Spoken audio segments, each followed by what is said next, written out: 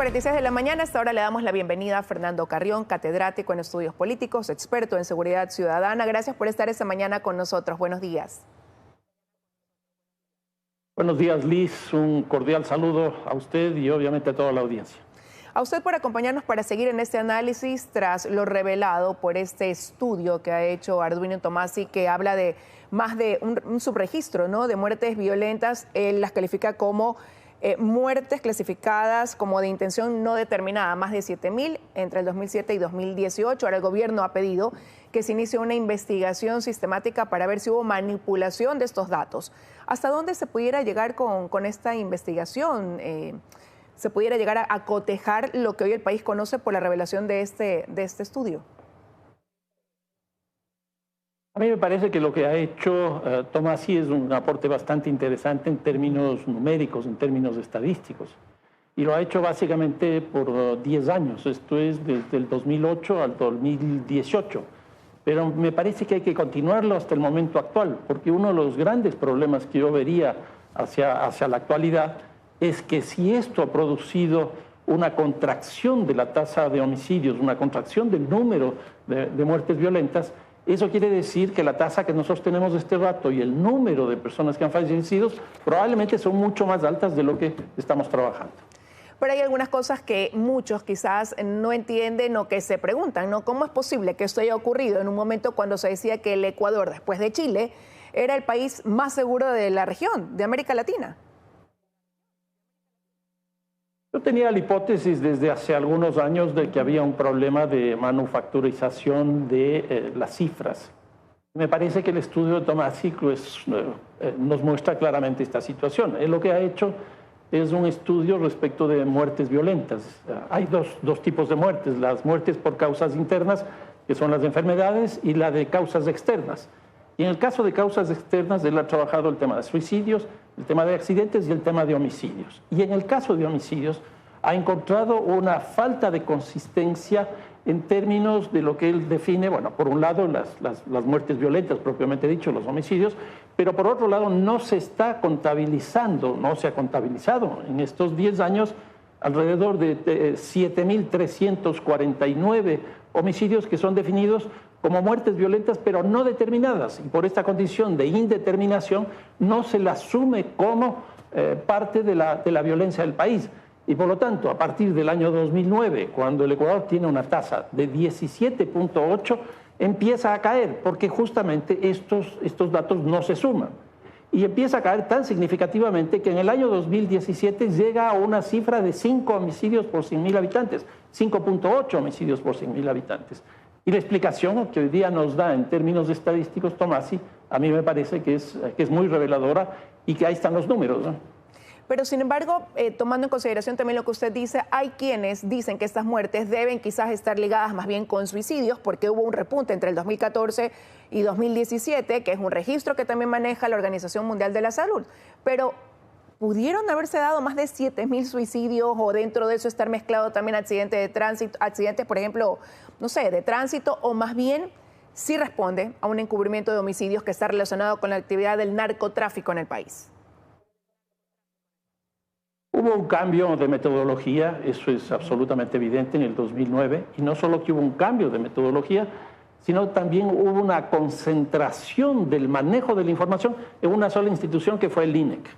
Por eso yo creo que lo que ha decidido el presidente de la República es correcto, hacer esta auditoría al INEC para conocer esas cifras, pero me parece que aquí deberían incorporar a otras instituciones. Por ejemplo, debería estar la Fiscalía, debería estar también la Policía, debería estar todo el sistema de salud, el registro oficial, y creo que también la instancia de planificación nacional, porque ahí es donde se concibió esta propuesta, y esos son los resultados que este rato estamos teniendo.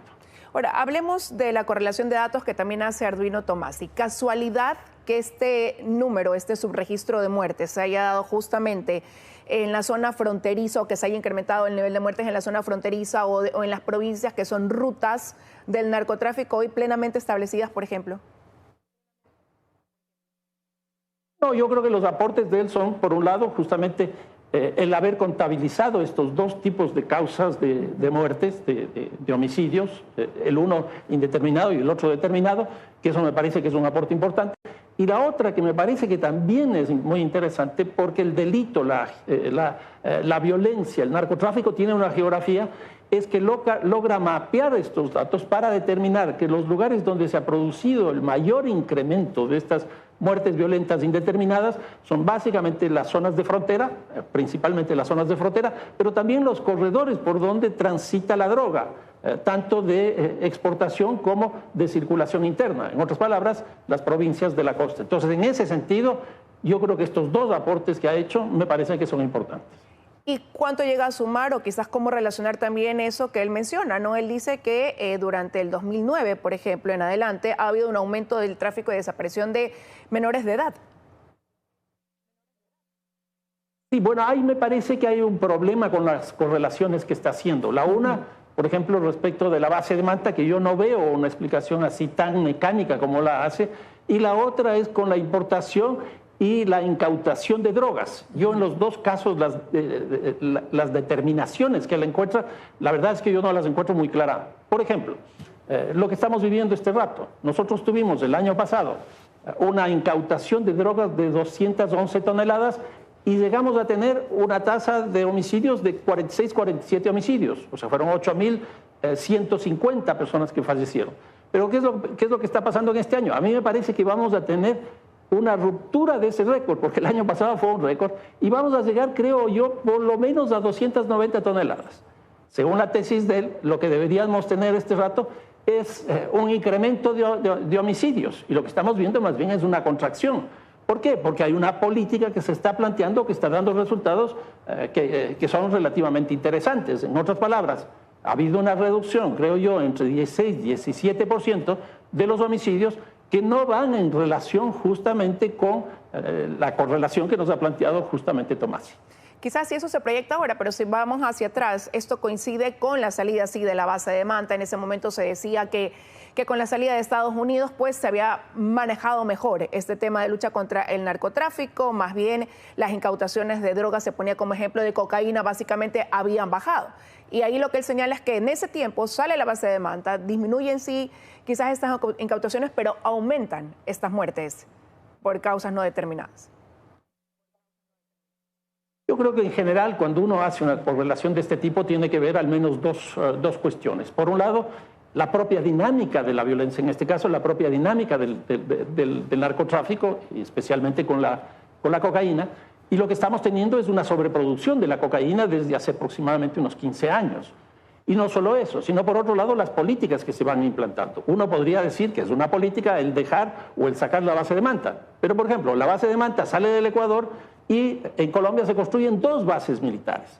¿Cuál es el impacto que tiene eso? Pues es el control aéreo. El propio embajador de los Estados Unidos nos dijo que hoy día ya tienen mucho menos significación las bases militares por el desarrollo tecnológico. Entonces a mí me parece que esa correlación tan mecánica que él está planteando, por un lado con la base de Manta y por otro lado con la incautación de drogas, no es correcta, porque me parece que lo que hay que ver es la dinámica que hay, como decía hace un momento, entre las políticas públicas que se están planteando y la propia evolución del delito que, por lo menos en este último tiempo, ha sido altamente significativa. Bueno, y la pregunta es también si es que se puede o se pudo llegar a maquillar tanto las cifras, si eso realmente es viable.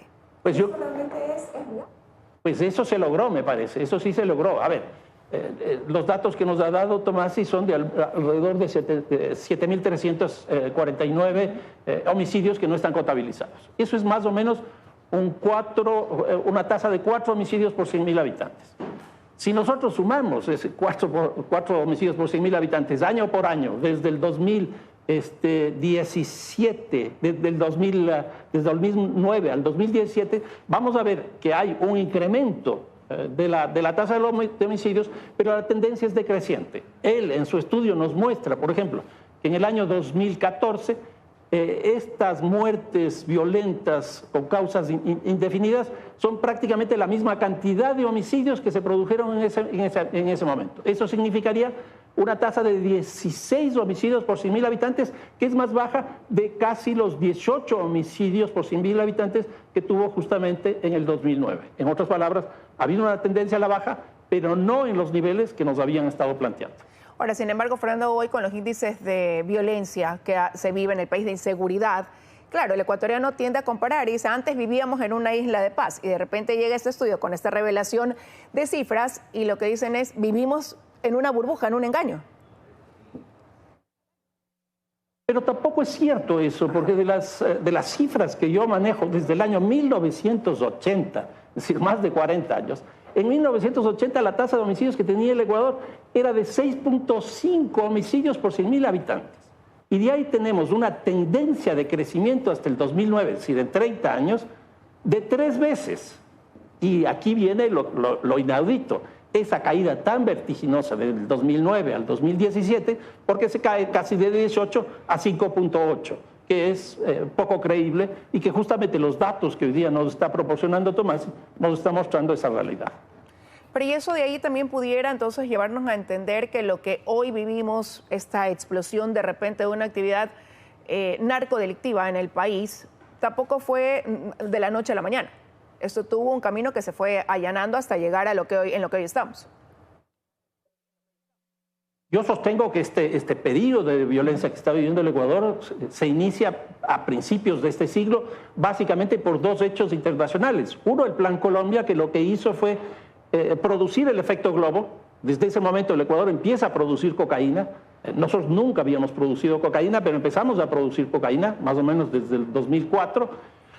Y entonces entramos en esta línea de articulación mundial.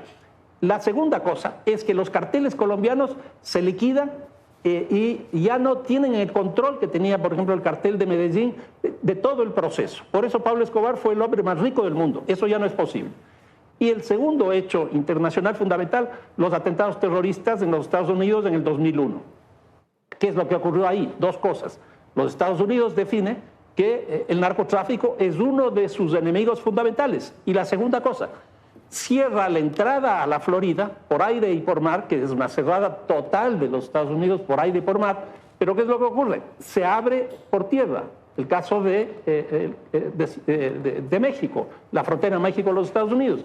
Y ahí se articulan los carteles mexicanos con los grupos locales, colombianos, ecuatorianos, venezolanos, peruanos, etcétera, etcétera, y tenemos un problema de carácter internacional. Si nosotros no estudiamos el tema internacional y no vemos que esta es una cosa que ya tiene por lo menos 20, 22 años atrás, pues muy poco vamos a poder entender lo que está pasando en este momento.